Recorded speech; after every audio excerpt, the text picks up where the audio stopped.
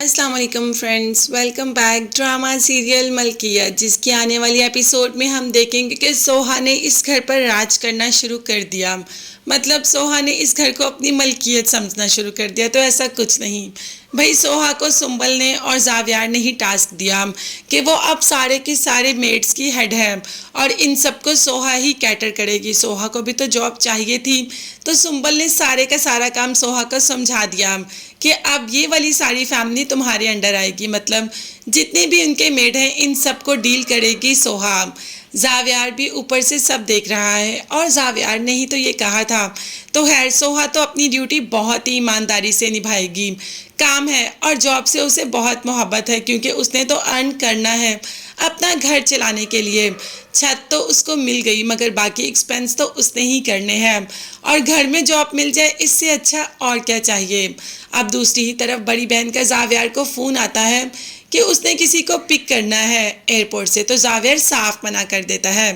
भाई वो भी बहन है और वो भी बड़ी, जानती है कि जावियार को किस तरीके से ब्लैकमेल करना है इमोशनली। तो है जावियार बहन की बातों को दिल पर ही ले लेता है और कहता है कि बस ठीक है, इतना ब्लैकमेल करने की ज़रूरत नहीं, मैं जाकर पिक कर लूँगा, तुम्हें परेशान होने की ज़रूरत नहीं।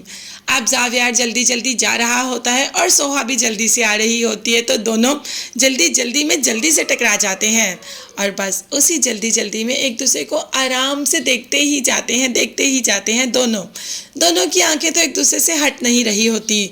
जावियार तो संभल ही नहीं पा रहा, मगर सोहा खुद को कुछ संभाल लेती है और अपने आप से जावियार को दूर करने की कोशिश करती है। जब देखती है कि जावियार ने काफ़ी टाइट पकड़ा है तो जावियार को पीछे करके उसका शुक्रिया अदा करती है।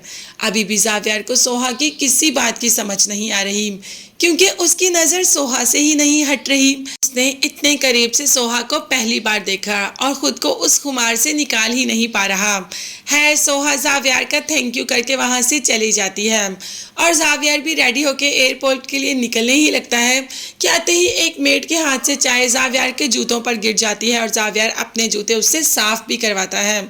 ये बात सोहा को खासी बुरी लगती है कि कैसे जावियार अपनी से बड़ी उम्र के आदमी से अपने जूते साफ करवा सकता है।